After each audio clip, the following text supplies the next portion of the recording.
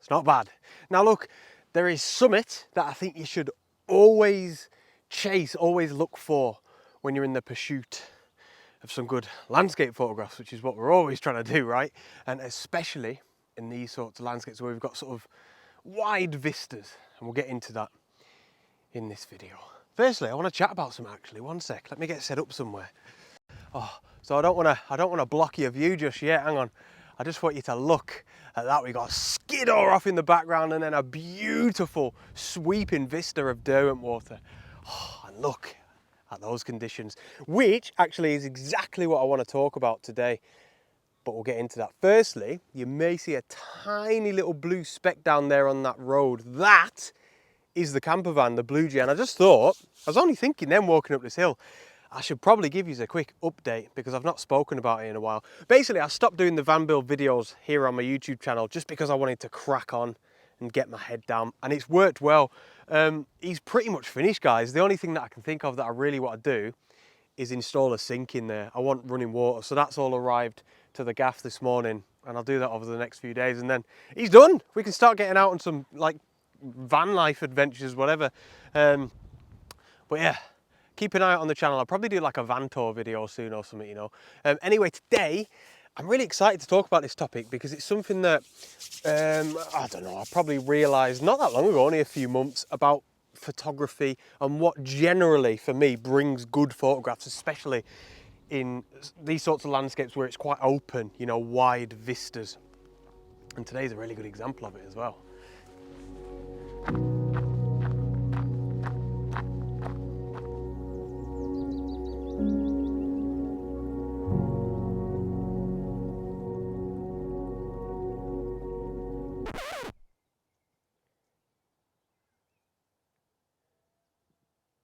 Oh, so I'm going to stop here quickly, not because I need a rest, and not because there's a beautiful looking house there, although that is lovely, isn't it? What a view they must have.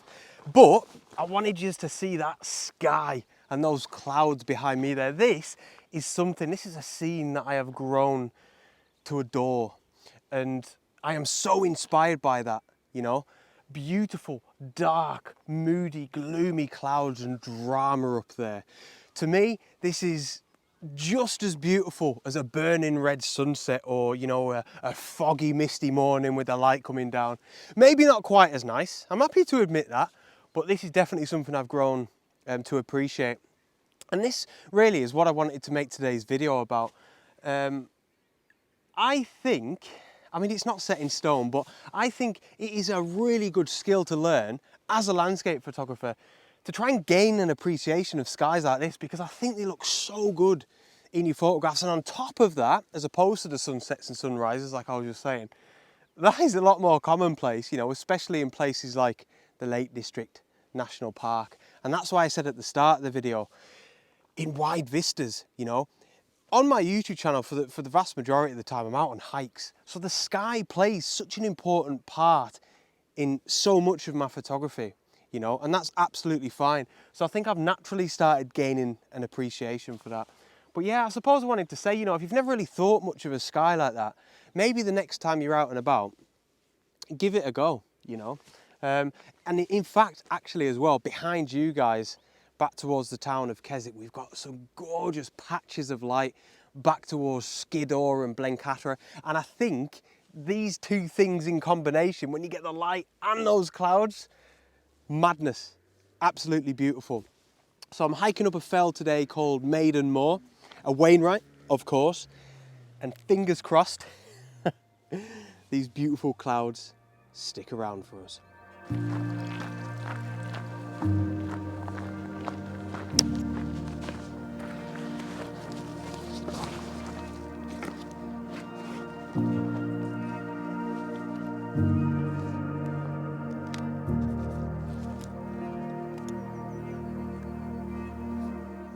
So I've stopped at a bench again. I am looking proper lazy in today's video, but I'm actually having to act, or I had to act quite quickly here. Fortunately, I've got the shot already. That fella you can see just there is called Blencathra. I mentioned him a second ago, and he's just had, it's faded a little bit now, but he had these strips of light going across him.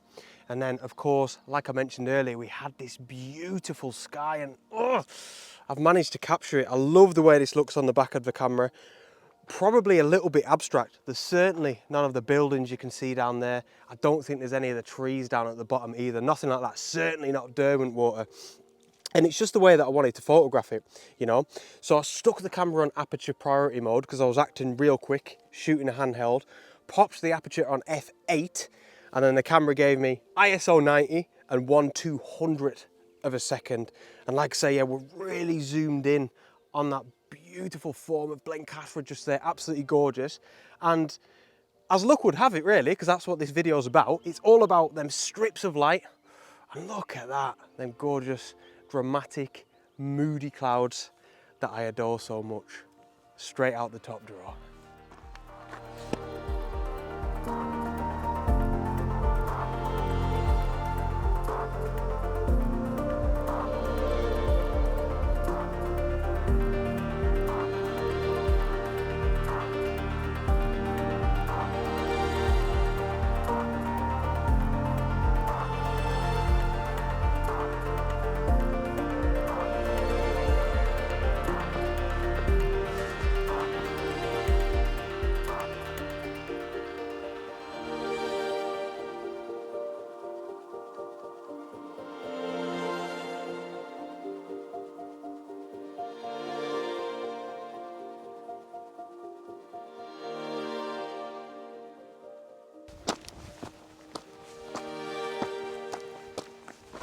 Oh, so I thought I'd mention this. I'm kind of swinging a left here and going kind of southwest, I suppose, to get up to Maidenmoor. If I was to carry on going north in that direction, I'd soon be at Cat Bells. I thought I'd mention that because Cat Bells seems to be a really popular Wainwright for people to climb. It's quite close to Keswick, I guess, but I thought that would give a lot of people some perspective.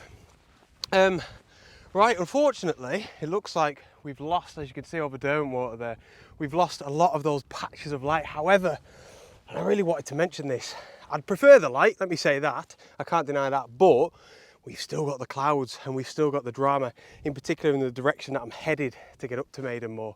So, that'll do me, and we're going to start getting some wonderful views out west anytime soon.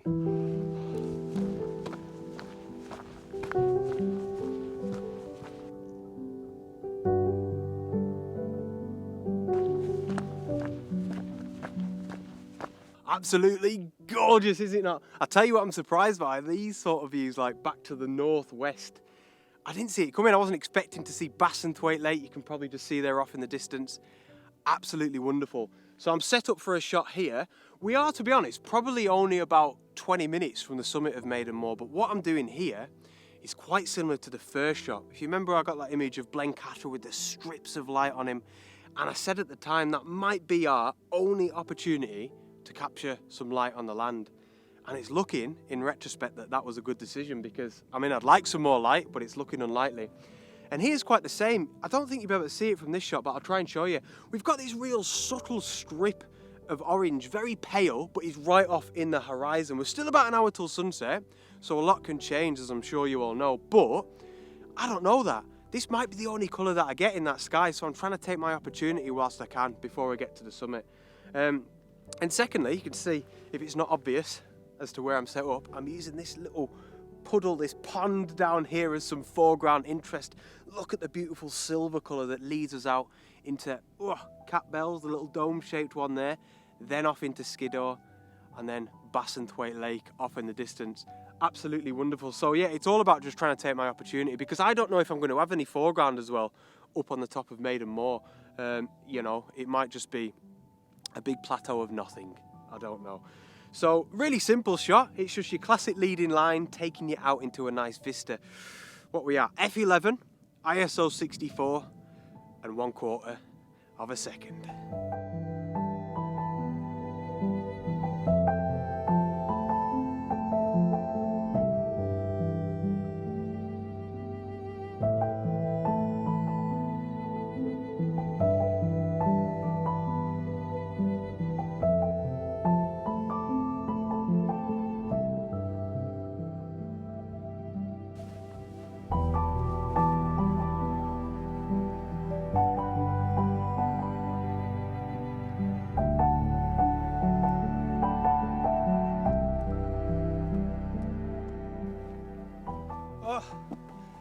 tell you what, I do think this location, I didn't realise how low down you were. I do think this location has got one thing and one thing only written all over it. A panel. I must admit I'm flapping around a little bit. I'm usually quite decisive up in the fells. I get my composition early and I'm off. The sky's looking quite nice. We're still about 15 minutes till the sunset. It's looking like it might get even better. So yeah, I think I might shoot in this direction. We've got quite a vibrant sky and lots of nice shapes in the fells. I'm not sure if I'm even going to do a pano now, after saying that before. I just wanted to say this as probably a little bit of a tip, actually. I think sometimes, not necessarily when you just start in the fells, any type of landscape, you can get your heart set on a subject, and it's usually quite an obvious subject. I'm going to use Derwentwater as an example from today's hike, which is the lake that's been kind of behind me the whole way. And you know, he's literally been there since I left the van. And I'm sure you'll agree, beautiful subject, and also quite an obvious subject. And that's fine, but I do think sometimes that obvious subject, especially if you see it early on out in your own photography adventure, I think it can sometimes actually be a bit of a distraction and you can get tunnel visioned. And I've done it with Derwentwater. You know, for the whole of this evening, I just thought, I've got to get Derwentwater in my photograph. And it's quite like subconscious. I don't really know that I'm doing it, but I'm always like gravitating towards Derwentwater. And what I'm trying to say is I think sometimes that can be a bad thing, you know, to get like tunnel visioned on a subject. And what I try and do is like, I'm not all there, but I'll like physically block it from my view, or you know, just turn around or whatever and try and erase it from my mind. And then I start seeing other things around the landscape, especially when you're out in the fells, to be fair, like, because then you start thinking about your telephoto lens. Like before, when I was a bit further down, when I said about a panorama, that was probably me being a bit tunnel visioned, you know, probably still a shot with a pano. But yeah, I just thought that'd be quite interesting. Anyway, I'm going to try and figure out a composition in that direction because that's what's pulling me in at the minute. It looks wonderful and the sky is great. And we've got them really nice clouds as well. So you know what? I do think sometimes I take a photograph like this out on location and I look at the image on the back of my LCD screen and I just think, yes, I'm well happy with that. That looks class. What could possibly go wrong? Composition feels good. I've had a bit of luck with the conditions like we are now with this nice little bit of red tint off at the horizon. Expose it properly, everything, obviously, and yeah, feel good about it. And then I get it home, and I wouldn't say I ever feel like that an image is horrendous, but sometimes I get it back and it's just like, wasn't quite as good as I thought, and I'll never understand that. But I'm saying that because I just feel like this might be one of them. I'm looking at it now. It's a proper simple photograph, but I just really like it, and it sums up actually everything that we've been like talking about today. You know, the beautiful, moody skies that we should appreciate as landscape photographers, or at least I think so. Wonderful, but I suppose that remains to be seen when I'm sat at home with a nice cough on the desk. So I finally decided on a composition, quite proud of myself. And I suppose I'm pointing my camera in the direction of the light or the sunset. And it just so happens here, we've got so many like nice layers and like contours. And what's cool here is the little strip of light, of vibrancy, of that red tint is kind of following the contours of some of them distant fells. It's really weird. And I like it, and it's cool because it like merges, the red merges into this like grey and then dark and then black of the clouds above it, the sky, which like I said is everything we've been talking about today. Absolutely mint. And it's very much about layers, this photograph, it really is. And because I'm zoomed in, what am I in at? About 70mm, yeah, so I am zoomed quite far in. And that's what I'm trying to do, create that sort of compression effect where everything seems as if it's being brought together and feels a little bit grander, you know. Brilliant. So, like I said, I feel quite happy with it, but it remains to be seen. I suppose that's always the case, isn't it? ISO 64 f11, and then it's a 2-second exposure. I've shot this in manual. This could easily be an aperture priority. The only thing I wanted was f11. Because I'm in at 70mm, I need to be careful with my focus. I've just focused on one of the closest fells to me here. But I mean, it'll be fine, you know, it'll be fine. And then of course, ISO 64, but I should mention as well, I've used the rule of thirds in an opposite sense that I would usually, if you will. Usually I'd say, I'll show you on the video there, look at this, professional, look at this. Then bottom 2/3, like that, would usually be land, and the top third would be sky, because I feel like that's all you need. I've done it the other way around, so the top 2/3, like that, is sky, and the bottom third, why am I going down? Move my hands. You get what I mean. And that's just because the sky's so interesting, you know, and I don't need to have 2/3 of the landing. Anyway, hopefully it turns out all right. And what a lovely little hike. Absolute beast. I must come back to this area around Derwentwater. It's just quality. But thank you so much for your support, for tuning in. As always, if you could hit the old thumbs up button, it proper helps me out on YouTube, it really does. And be sure to hit the subscribe button if you haven't already. You know, that helps me out as well. It's free, it don't cost you out. It just means you'll get a little notification, especially if you hit the little notification bell as well, when my videos come out. Anyway, bit of babbling going on. Hope you like this last shot. See you on the next adventure. Out.